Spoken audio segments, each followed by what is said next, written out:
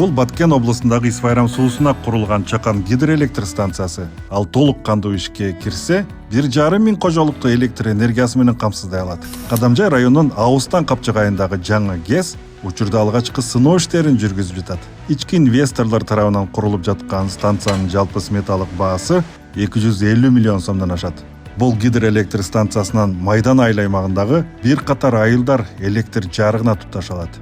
Майдандыктар ГЭСтин деми менен сууга суу маселесин да чечип алышкан. Себеби тоонун бооруна узундугу 4 чакырымга жакын каналда курулган. Инвесторлор бул суусу мол Исфайрам дарыясына экинчи ГЭСти курууну да пландаштырган. Исфайрам 1 ГЭСи Кара-Кыргыз автономиялуу облусунун түзүлгөндүгүнүн 100 жылдыгына карата курулган ишканалардын катарында.